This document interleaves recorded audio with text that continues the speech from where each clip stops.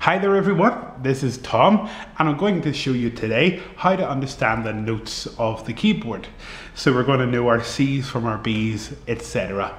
Okay, first thing I want you to do is have a look at the pattern on your keyboard or your piano.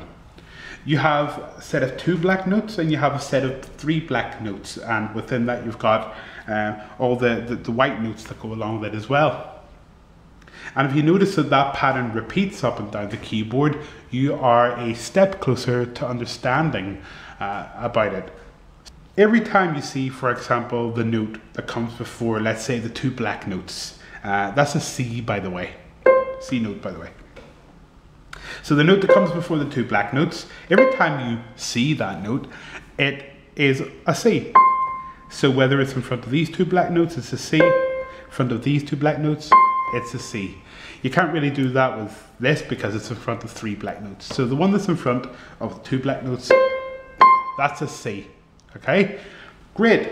So if you can identify perhaps all of the C's on your keyboard, it'll give you an idea just how powerful it is just to know even that one note.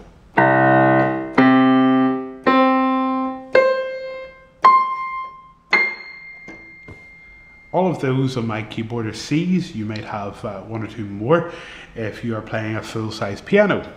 The note that comes before the 3 black notes, that's an F. Okay, so same idea. You can play all the F's on your keyboard or piano. You know what that note is. Fantastic, okay? Now I'm going to show you how these relate to each other. So let's look again at the C. We're just going to go alphabetically up or alphabetically down, no problem. So C, B, A, A, B, C, D.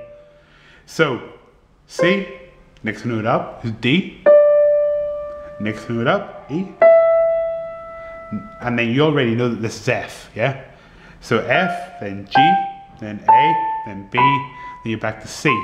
Now what you probably noticed is that we go only as far as G. We don't have an H or a H or anything like that. We just go as far as G and then we're straight back to A again. That allows us to go A, B, and then you're in front of the 2 black notes again. You've got your C. If you can try to remember that based on the location of the C and the F, then it means that you can work everything else around those. So for example, if I ask you to play a B, the very easiest way to think about that is, well, I already know where C is and B is just one before that in the alphabet. So C, B. Easy enough. So if I ask you to play, for example, a G, have a think about it, how you would find it. So if what you thought was there's an F, so G is just after that, then that's the easiest way to think about it. So that is how you can very rapidly learn all the keys on the keyboard, bearing in mind that it just repeats the whole way up the keyboard. Now we've got the black notes as well. I'll touch on those very quickly. All you need to know is each one of the black notes has 2 names. I'll teach you how to understand those as well. The black note, for example, after C is going to be called a C sharp. So the rule is whenever you move up this direction, then you are sharpening the note. So if it goes from here to here, it's a C sharp. If you go this direction, then you're flattening the note.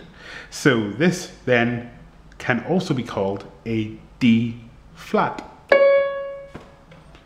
So using that same logic, then you can work out that this is going to be a D sharp or E flat. And it's interesting to note as well, there's no black note in between the E and F and the B and C. That might help you remember a few things as well. This one obviously is going to be called F sharp or G flat. And actually in our courses that we're going to be doing, this is called variously F sharp or G flat, just depending on whatever way we're using it.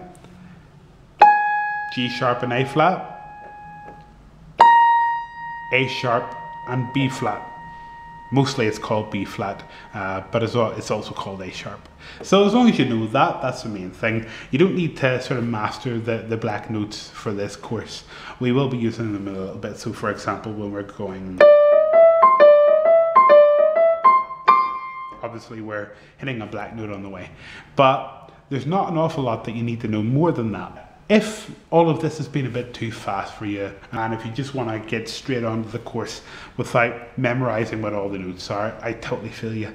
So what I would suggest that you do is take a marker that can be sort of rubbed off. So get a non-permanent marker and just write what the notes are on the white notes. And then you'll be able to at least get on with the course. So it's been a very short video. Hopefully it has helped. If you have any difficulties or queries or questions, let me know below and I'll try and help you.